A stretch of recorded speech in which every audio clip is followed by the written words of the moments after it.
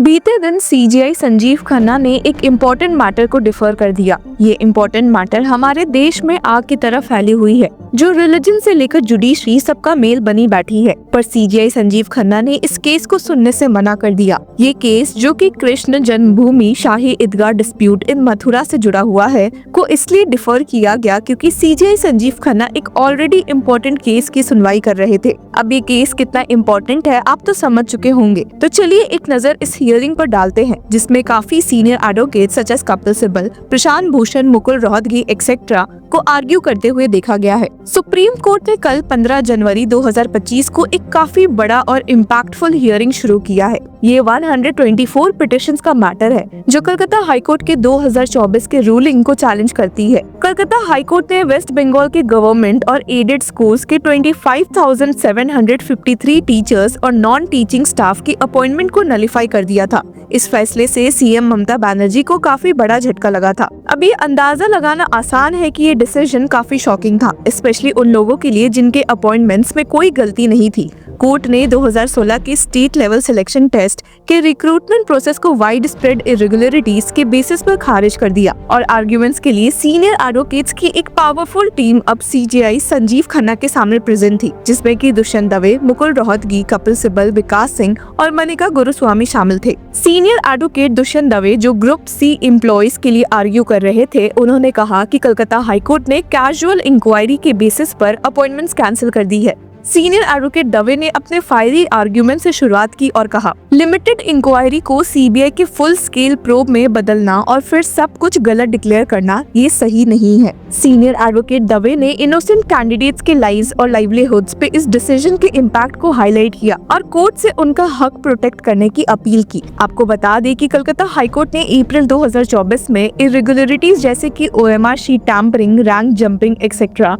पर serious action लिया था। कोर्ट ने कहा था कि इलीगली रिक्रूटेड लोगों से उनकी सैलरीज रिफंड कराई जाए 12% एनुअल इंटरेस्ट के साथ। लेकिन सुप्रीम कोर्ट में उस समय के सीजीआई डीवाई चंद्रचूड़ ने हाई कोर्ट के जजमेंट को स्टे कर दिया था और कहा था कि टेंटेड और अनटेंटेड अपॉइंटमेंट्स को सेग्रीगेट करने की संभावना एक्सप्लोर करनी चाहिए। रिक्रूटमेंट प्रोसेस को पूरी तरह कैंसिल करना अनफेयर हो सकता है अगर इनोसेंट कैंडिडेट्स को बचाया जा सकता हो। हियरिंग को और इंटेंस करते हुए सीनियर एडवोकेट्स कपिल सिब्बल और प्रशांत भूषण ने टेंटेड और अनटेंटेड कैंडिडेट्स के केसेस अलग करने की जरूरत पर फोकस किया। उन्होंने कहा कि सीबीआई की रिपोर्ट ने उन कैंडिडेट्स को अलग आइडेंटिफाई किया है जिन्होंने मैनिपुलेशन किया था। हाईकोर्ट का डिसीजन अपॉइंटमेंट्स कैंसिल करने के लिए गलत था क्योंकि सेग्रीगेशन पॉसिबल है। हालांकि इस पॉइंट पर चीफ जस्टिस संजीव खन्ना ने कहा, इतने सारी इरेगुलरिटीज के बाद ये समझना मुश्किल हो गया है कि जेन्युइन अपॉइंटमेंट्स कौन से है और कौन से मैनिपुलेटेड है। पर फिर भी सुप्रीम कोर्ट ने एक फेयर सॉल्यूशन की तलाश में सेग्रीगेशन ऑफ केसेस की संभावना को कंसिडर करने का सिग्नल दिया है।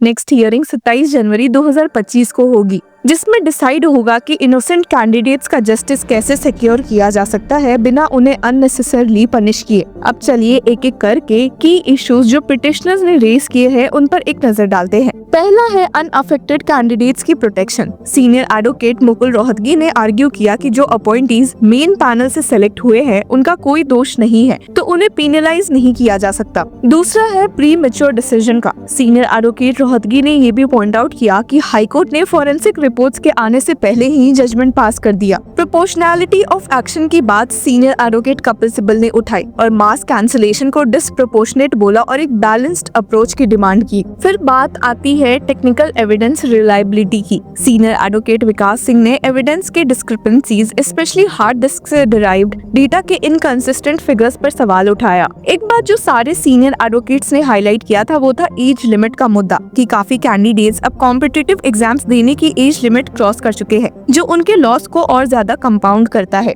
ये केस सिर्फ वेस्ट बंगाल के रिक्रूटमेंट स्कैंडल का नहीं, बल्कि जस्टिस और फेयरनेस के बीच एक डेलिकेट बैलेंस बनाने का है। अब देखना ये होगा कि सुप्रीम कोर्ट कौन सा रास्ता चुनती है। आपको बता दें कि इस केस में ऐसे सुप्रीम कोर्ट ने 5 मेन स्टेक होल्डर्स को आइडेंटिफाई किया है। सीनियर एडवोकेट मुकुल रोहतगी ने उन टीचिंग और नॉन टीचिंग स्टाफ के लिए आर्ग्यूमेंट्स दिए जो एसएससी द्वारा अपॉइंट किए गए थे। उन्होंने आर्ग्यू किया कि हाई कोर्ट ने फॉरेंसिक इवैल्यूएशन का इंतजार किए बिना जजमेंट सुना दिया। उन्होंने कहा कि 3 हार्ड डिस्क जो ओएमआर शीट्स की डेटा रखती है अभी सीएफएसएल कलकत्ता के पास है और रिपोर्ट्स अभी तक नहीं आई है। सीबीआई की रिपोर्ट्स के मुताबिक एसएससी ने आंसर कीज एनवाईएसए कम्युनिकेशंस को दी थी और बाद में सीबीआई ने एसएससी का सर्वर डेटा सीज किया। सीनियर एडवोकेट रोहतगी ने एम्फसाइज किया कि ये इन्वेस्टिगेशन अभी इनकम्प्लीट है और हाईकोर्ट ने रिमांड ऑर्डर को सही तरीके से फॉलो नहीं किया। इसके बाद बारी आई थी सीनियर एडवोकेट दुष्यंत दवे की, जो ग्रुप सी एम्प्लॉइज के लिए आर्ग्यू कर रहे थे और कहा था कि हाईकोर्ट ने कैजुअल इंक्वायरी के बेसिस पर अपॉइंटमेंट्स कैंसिल कर दी। उन्होंने स्टेट किया कि हम 4 साल से काम कर रहे हैं, सब खुश है। एक कैजुअल इंक्वायरी के बेस पर हमारी फैमिलीज बर्बाद करना सही नहीं है। पॉलिटिक्स का इम्पैक्ट एक इंक्वायरी पर नहीं आना चाहिए। सीनियर एडवोकेट मनिका गुरुस्वामी, जो अनटेंटेड असिस्टेंट टीचर्स के लिए अपीयर हुई थी, उन्होंने कहा कि टीचिंग स्टाफ में इरेगुलरिटीज सिर्फ 10 से 15% थी और हाईकोर्ट ने उन कैंडिडेट्स के लिए भी ऑर्डर्स दिए जो इनोसेंट थे। उन्होंने सुप्रीम कोर्ट का Vanshika Yadav versus union of India का प्रेसिडेंट रेफर किया, जिसमें ये कहा गया था कि अगर टेंटेड कैंडिडेट्स को अलग किया जा सके तो पूरी एग्जाम कैंसिल नहीं होनी चाहिए।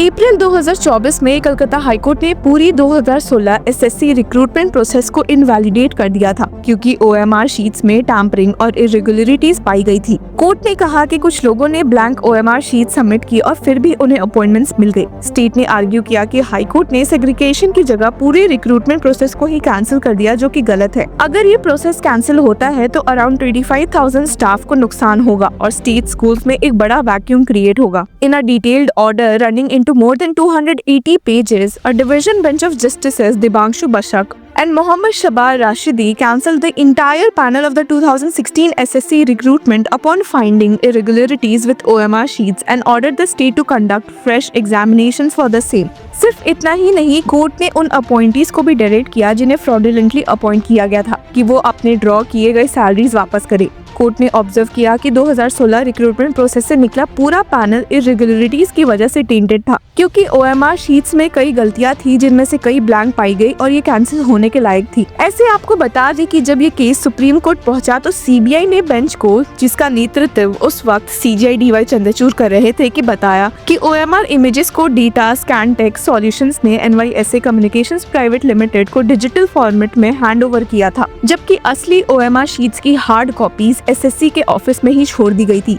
सीबीआई की रिपोर्ट के मुताबिक एसएससी ने सभी सब्जेक्ट के answer keys NYSA communications private limited को दी थी ताकि ओएमआर रिस्पॉन्सेज इवैल्यूएट हो सके। इन्वेस्टिगेशन के दौरान सीबीआई ने एसएससी के सर्वर डेटाबेस को अपने कब्जे में भी ले लिया था। अब इस मामले में supreme court under current CGI Sanjeev Khanna क्या फैसला लेती है, वक्त बताएगा, पर तब तक के लिए की फॉलोइंग लॉ चक्रा।